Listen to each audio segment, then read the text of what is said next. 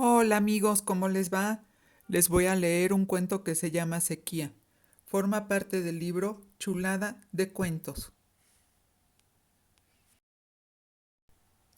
La autora del cuento es la escritora Patricia I. Fuentes.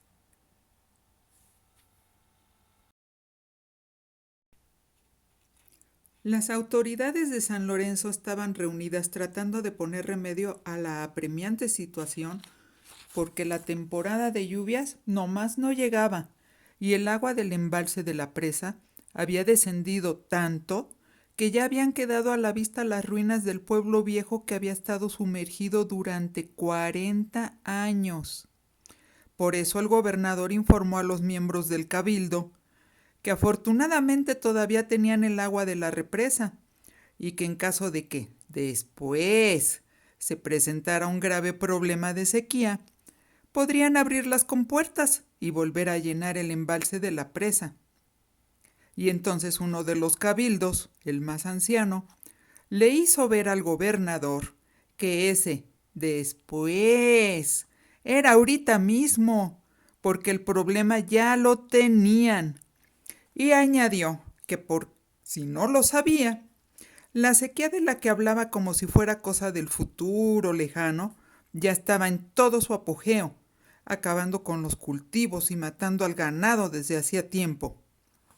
Y si los pocos sembradíos que aún quedaban en pie no recibían agua de manera inmediata, se perdería toda la cosecha del año, lujo que no se podían permitir en esos tiempos de pandemia, que de por sí ya los habían pobrecido a todos mucho más de lo que ya estaban antes de los tiempos del coronavirus.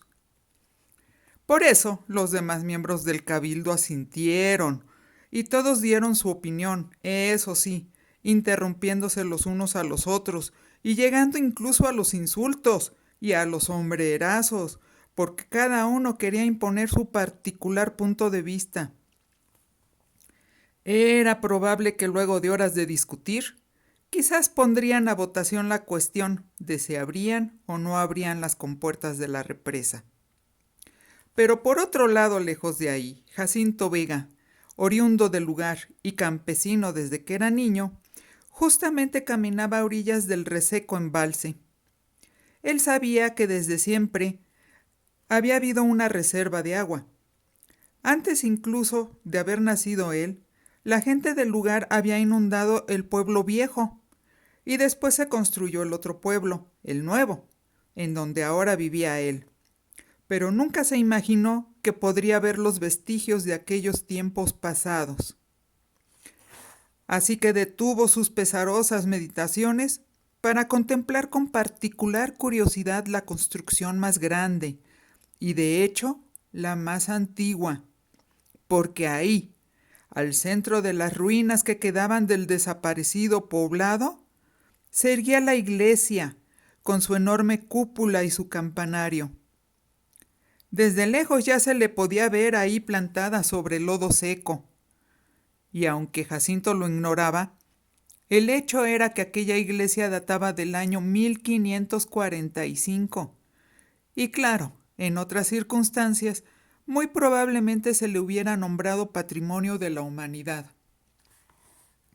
Pero en aquel entonces, o sea, 40 años atrás, antes de inundar el pueblo viejo, y quizás en la actualidad también, a ninguno de los habitantes del pueblo le importaba la antigüedad de aquella iglesia, y en consecuencia, las autoridades que gobernaban 4 décadas atrás habían llegado a la conclusión de que de la historia y del pasado pues no se vive, ¿verdad?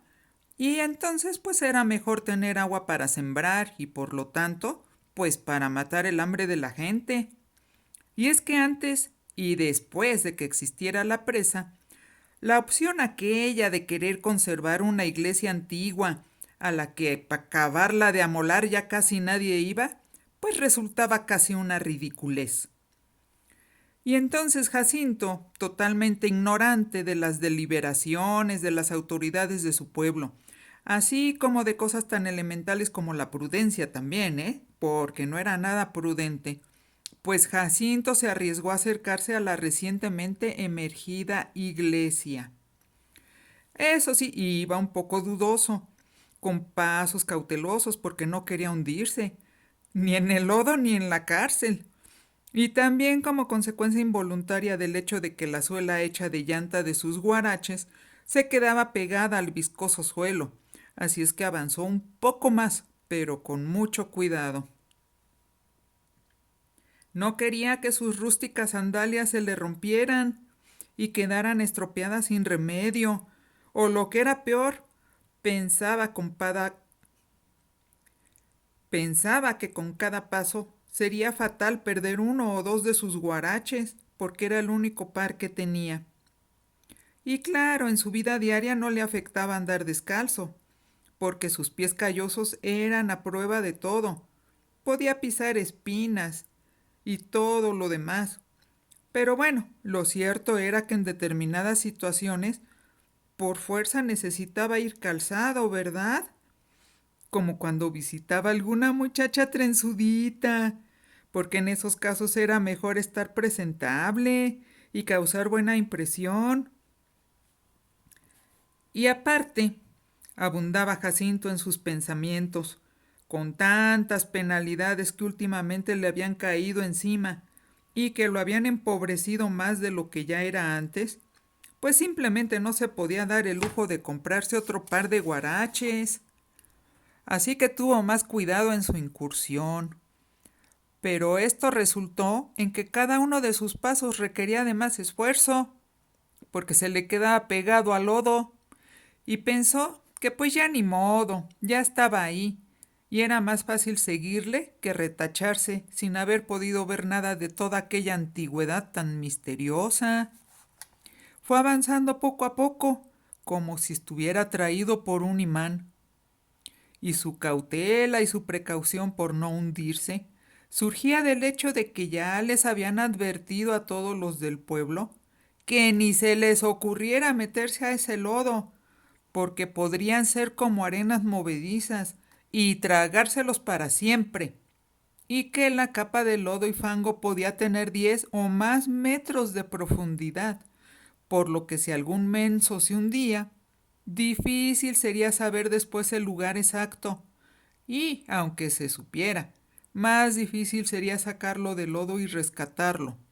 Así que mejor ni se acercaran, les habían advertido de nuevo, porque nada tenían que hacer por ahí.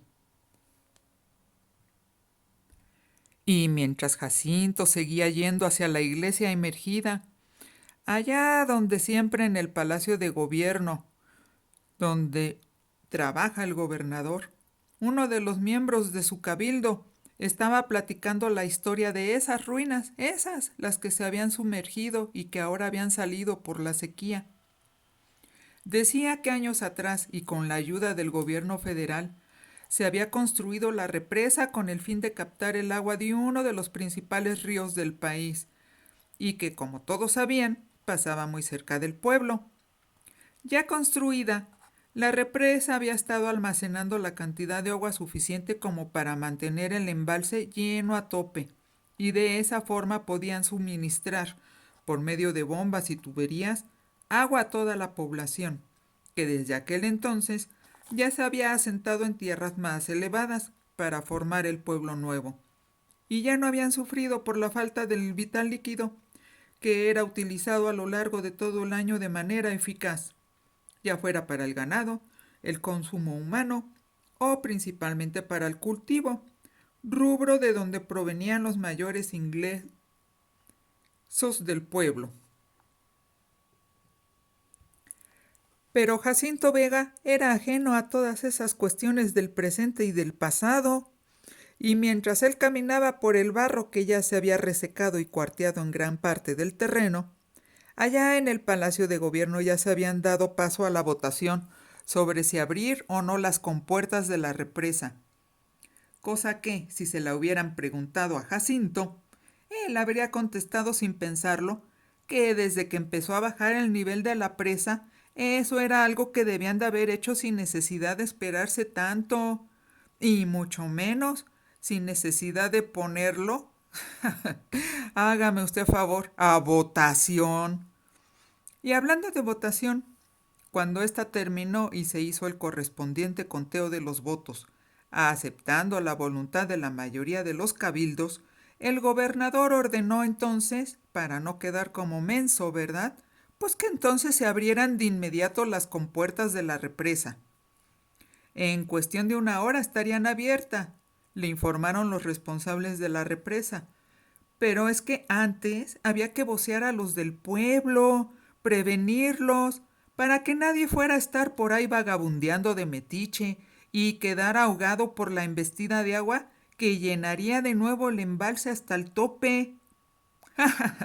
El gobernador se rió por tal ocurrencia, porque a su manera de ver las cosas, nadie en su sano juicio iría a meterse ahí, al embalse, al fango, porque además bien se les había advertido que no lo hicieran, ¿no? ¿Y a qué carajos iría alguien a ese lugar? Les contestó. Ay, ¿de veras se necesita estar tarado o loco de remate para hacer algo así? Les dijo el gobernador.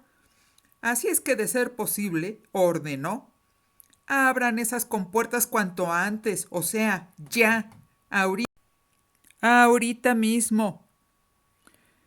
Y bueno, pues así se fueron a cumplir la orden.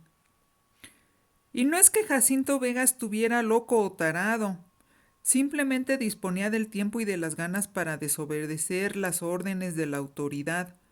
Y ni de chiripa le cruzó por la cabeza la idea de que el embalse podría volver a ser llenado precisamente cuando él estaba husmeando donde no debía, porque por ahora su mayor preocupación era no hundirse en el fango, porque más abajo del barro reseco se sentía bien claritamente que estaban las arenas movedizas a las que todos los del pueblo les tenían tantísimo miedo, aunque dijeran que no.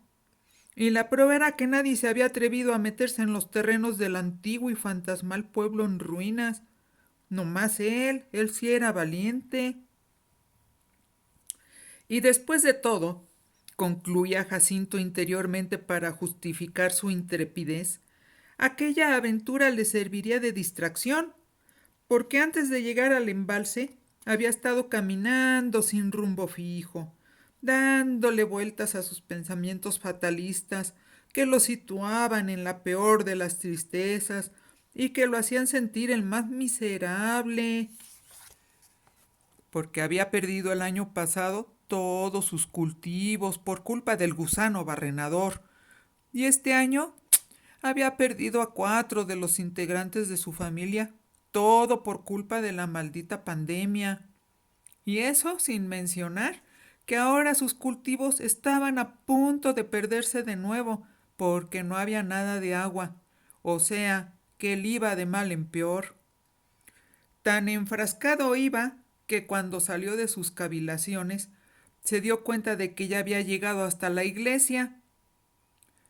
Notó que sus paredes olían a humedad, tenían moho y aparentemente estaban tan porosas y erosionadas por tantas décadas bajo el agua, que todo aquello, todo lo que veía a su alrededor, podría desplomarse de un momento a otro, colapsar. Así que se recargó con todas sus fuerzas contra una pared y la empujó, anclándose en sus talones. Luego, como era de su costumbre, de manera intrépida, le lanzó una patada voladora. ¡Nya! Pero la pared resistió, no se cayó.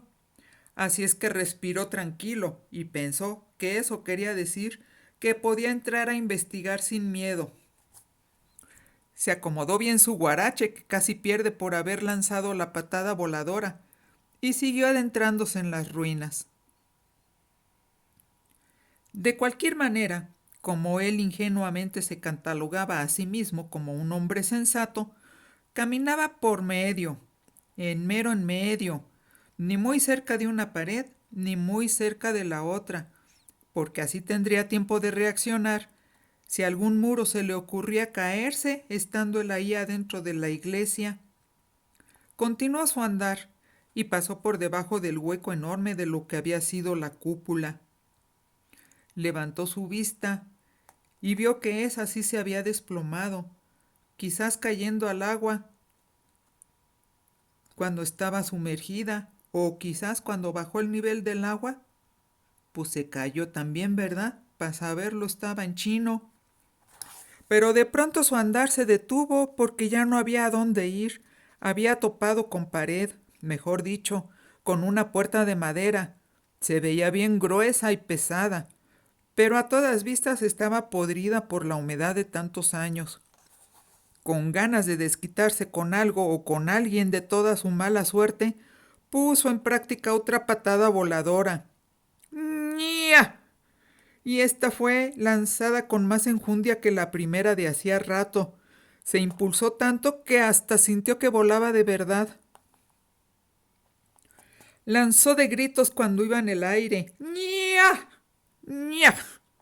Y su pie con guarache se estrelló con tantísima fuerza y tino que, para orgullo de Jacinto, resultó ser una muy buena estrategia, ya que la puerta cayó hecha pedazos y le dejó el paso libre hacia una habitación apestosa, pero que, en una de las paredes del fondo, mostraba algo que brillaba y requete mucho.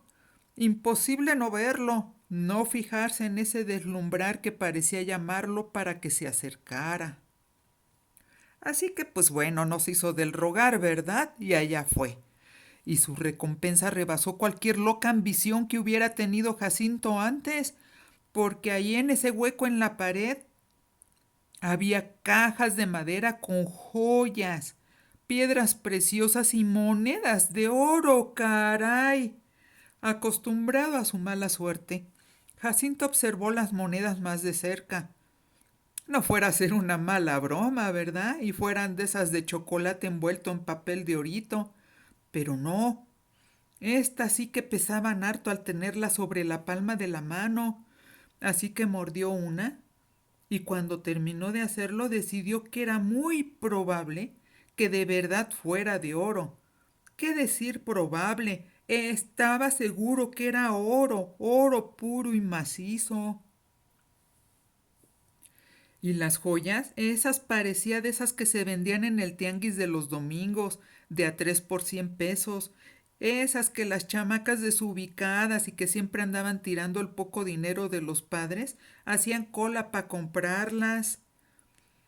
Pero se detuvo un momento y reflexionó, y se dijo a sí mismo, que quién carajos haría una pared falsa para dejar bien escondidas, emparedadas, todas aquellas joyas, si es que no fuera porque de verdad valían un dineral. De pronto la ambición lo dominó. Se le fue la paz al suelo y intranquilo miró a su alrededor. Aquello era su descubrimiento y no quería compartirlo con nadie más. Así que con mucha precaución y mucha prisa, empezó a guardarse monedas y algunas joyas en el bolsillo derecho de su pantalón. Eso sí, ignorando el bolsillo izquierdo, porque sabía que tenía un hoyo, ¿verdad? Y de nada le iba a servir guardar ahí nada, porque pues se le iba a caer en cuanto entrara. Ay, se dijo Jacinto mientras actuaba rápidamente. Qué tonto era, porque si hubiera llevado su sombrero, le hubiera servido de canasta para cargar ahí mucho de ese tesoro. Pero es que ese mismo día, muy temprano, habiendo amanecido especialmente ventoso, o sea, con mucho aire, había decidido dejar el sombrero de palma en su jacal, porque pues no fuera a ser que aquel maldito aire hasta el sombrero le quitara. Pero ahora que era rico, pues nada más le veía un inconveniente a su buena suerte, que lo malo era que tendría que regresar a recoger todo aquello que por el momento no se podía llevar, porque era mucho, mucho su tesoro. Esperaba que nadie más se aventurara a adentrarse tanto como él lo había hecho, y pensando de manera inteligente, antes de irse, colocó muchas piedras encima de su tesoro para que así, si alguien llegaba por ahí, no pudiera darse cuenta de lo que el agua del embalse había ocultado durante más de 40 años. Y no bien acababa de hacerlo, cuando sintió que la tierra vibraba bajo sus pies. Se asustó y mucho. Salió corriendo de las ruinas de la iglesia. Fue el sonido, aquel rugir ensordecedor, lo que lo hizo voltear hacia el lugar de donde provenía el estruendo. Y lleno de pánico se percató de que alguien había abierto por fin las compuertas de la presa. Todos habían rezado para que las autoridades hicieran precisamente aquello. Entendía, por tanto, que el milagro se hubiera dado después de tanto rezo. Pero, ¿por qué ahora, precisamente, cuando él había encontrado su tesoro? Tuvo que recordarse a sí mismo que el mayor tesoro que poseía era la vida, por lo que corrió. Corrió tanto que ya no le importó perder los guaraches. Mientras corría, iba gritando de pánico y agradeció al cielo tener la fuerza y la velocidad como para ganarle al agua que ya le pisaba los talones. Trepó la ladera y unos metros más arriba se dio lujo de perder un segundo para voltear a sus espaldas y ver por cuánto tiempo o distancia se había salvado. ¡Ay! No por mucho, constató. Apenitas, porque el agua subía tan rápido de nivel que pronto el embalse estaría lleno. ¿Y la iglesia? ¡Válgame Dios! Hundida bajo el agua de nuevo. Y quién sabe durante cuántos años. Una vez a salvo se dejó caer sobre la reseca hierba y se recuperó de su carrera. Palpó preocupado el bolsillo de su pantalón y lanzó un gemido de alivio cuando sintió el bulto que hacían las monedas de oro y las joyas que sí había logrado llevarse.